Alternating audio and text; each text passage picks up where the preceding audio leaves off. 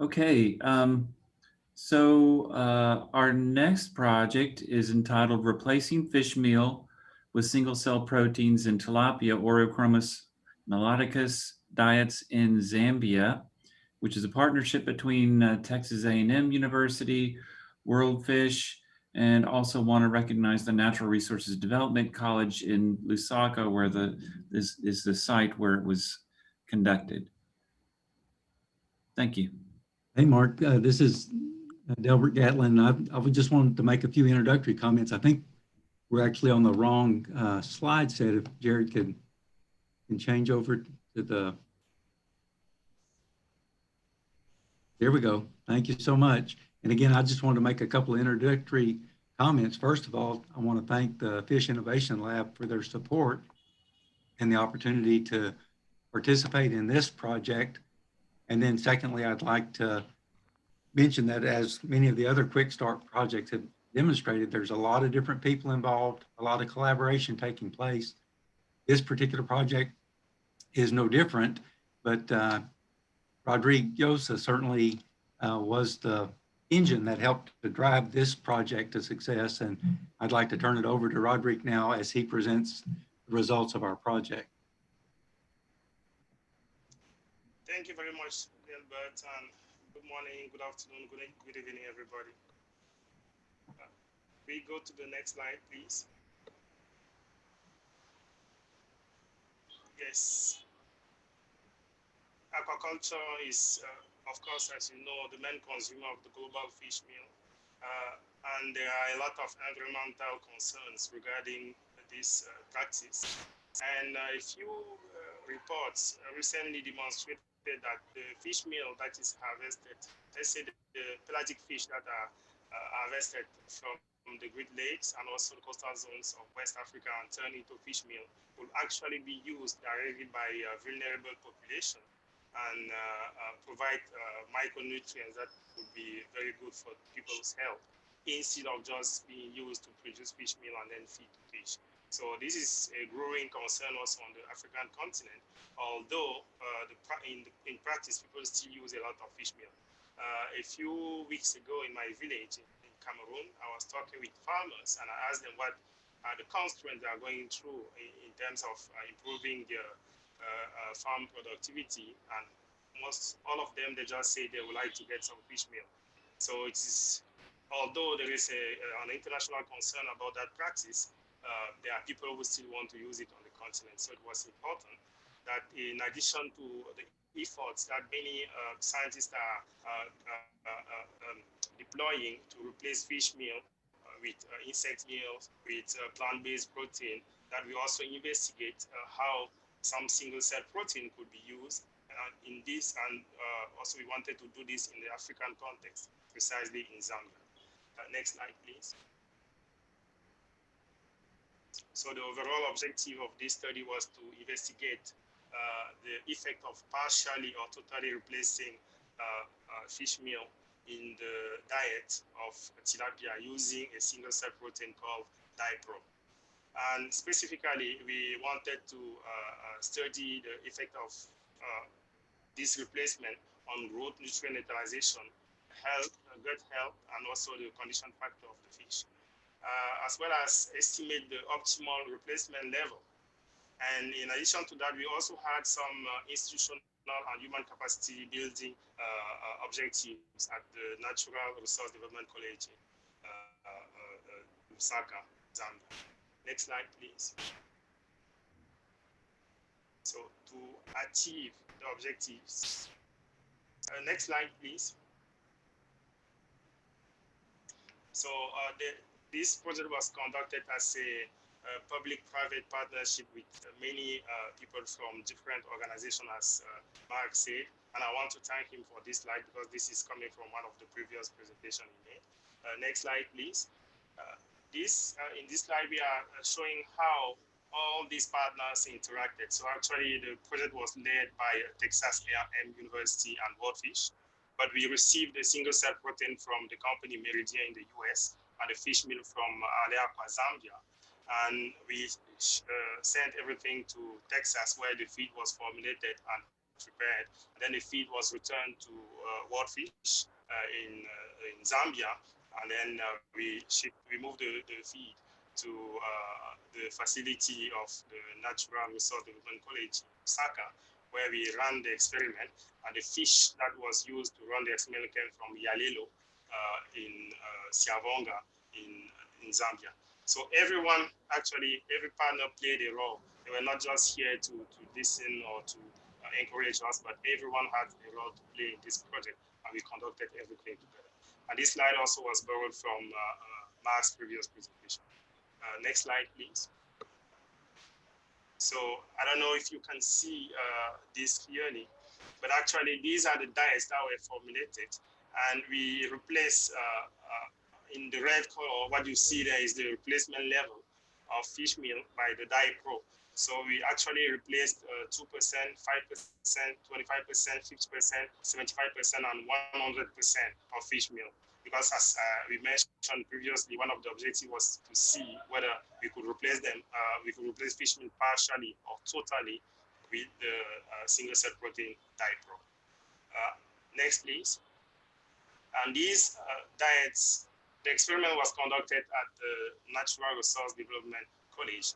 When I said we also had institutional capacity building as one of the objectives, and that was even one of the strongest objectives, you can look at the picture on the left. This is how the room looked like. This is how they were running the experiments in this lab at the Natural Resource Development College in Lusaka before we started this project. And I think Mark and Siobhan visited this lab last year or the year before, and this is what they saw when they were in the room. So thanks to this project, with the funding from the Fish Innovation Lab, we built this lab. The picture on the right is actually the lab as it is right now. So they have improved facility, world-class facility to run experiments at the Natural Resource Development College. And all the people who are working with fish have been trained on how to run a flow-through and semi-recirculated aquaculture system. So for us, this was very important before we even started the experiment. Next slide, please. So the experiment lasted 12 weeks, and at the end, we collected feed and fish samples, and they were all analyzed in Zambia in a local lab. But some good samples were also collected and shipped to our partner at Mississippi State University, also University of Illinois. So they ran some gut histology over there. But it's important to say that because of the COVID situation, we couldn't travel as we planned to Zambia to assist physically to the team there and train them on how to run the system, how to feed fish, how to collect the data.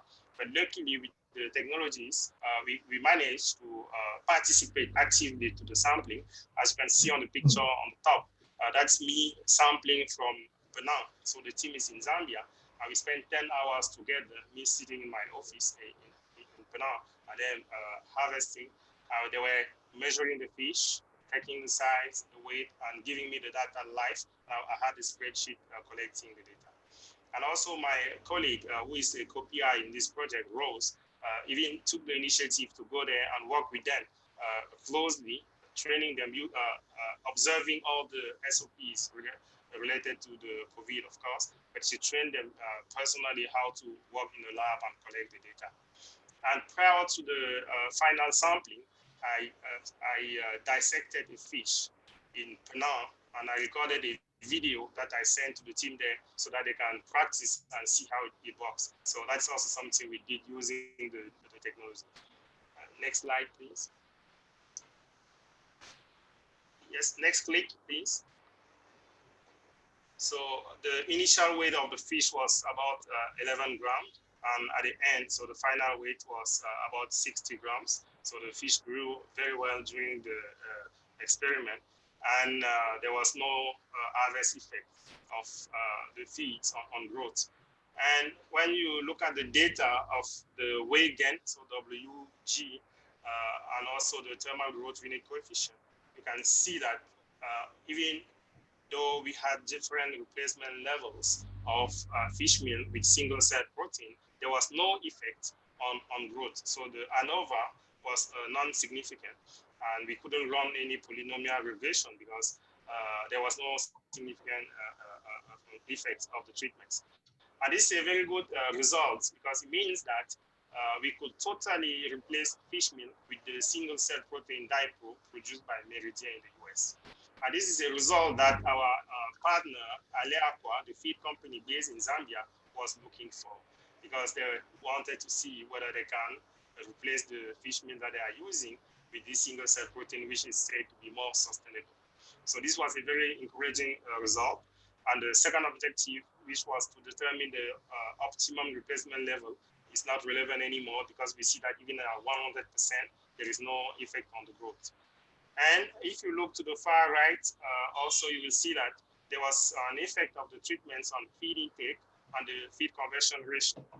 So, and the effect was linear, meaning that when we were increasing the single cell protein level in the diet, we had lower feed intake and also lower feed conversion ratio. This is very good, meaning that the feed that contains the single cell protein helps the fish to reach satiation earlier. And we all know that fish usually eats to satisfy its nutrient requirements. So that maybe was achieved earlier and they didn't need to eat as much as, for example, in the first diet with zero replacement level, the control diet, where the feed intake was around 100. But if you look at the diets where the replacement level was 100%, the feed intake is 75 grams. So this is really a very good result. The same also applies to the FCR. So the more you put the single cell protein in the diet, the lower you have the FCR, the feed conversion ratio. Next slide, please. And this trend is maintained also with the protein efficiency ratio, where we also have a linear regression, meaning that the more single cell protein we put in the diet, the higher we have the efficiency of using the protein. So the protein content in the feed is better used with the addition of the single cell protein dipro in the diet. So it's the same trend also for the lipid efficiency ratio and the energy productive value. So these results were impressive and very encouraging, especially in the context of Africa, where people are still using a lot of fish meal, as I said, and some people are even claiming that they should get more access to the fish meal. Now we could show Aleakwa and many other companies that they now have some alternatives that are proven in the African context using some facilities in Africa and with experiment run in a college where aquaculture research was not very effective in the past. Next slide, please. And the result we got from our collaborator, Professor West from Mississippi State University / University of Illinois, showed that overall the fish appeared very healthy. So there was no negative effect of the increasing levels of dipro on the gut. So this is really very interesting. Although, as you can see with the black arrows, there was a few inflammations of the granular cells and lymphocytes. And with the green arrows, also there were a few cases of intraepithelial lymphocytes. But this, as the expert, Professor West said, this is really minor. He just mentioned it for the sake of the presentation, but he said this is really acceptable and it's not a concern at all.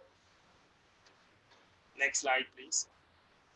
So when we increase the magnification from 200 times to 400 times, we could even see better. So normally, even all the previous minor problems will have been more expressed here. And here again, it's clear that the gut looks very healthy, and the black arrows are just a few cases of vacuoles. Next slide, please. So again, on the picture on the left, this is what the facility looks like. So this is what we call institutional capacity building. Even the team in Zambia, they didn't believe when I did the first drawing with the limited budget that we had, because believe me, all this costed less than $25,000, less than $20,000 to build all this. So when I went to the market to take the prices, all the components, and I designed this facility, no one believed with a limited budget we could build this. And this is one part of it. There is also a tank outside where we get the water before putting inside, because as you know, in Zambia, they have winter. So to keep the good water temperature, we need to have 2 tanks, one indoor that is having hotter water. But I also take this opportunity to acknowledge the contribution of the technical team, the engineers of the National Research Development College. So they did all the work without getting any pay, but they were very happy to contribute because they wanted to see this change in the facility. And on the right, it's again my colleague working with the local team. We have the 2 people, one on the left and the lady next to Rose, the 2 interns that were involved in this project. And Mr. Sakala, who is the co-PI, is just next to the young lady. So they were all around, going through all the process. They were even involved in the protocol development, the final sampling, and we shared the data with all of them.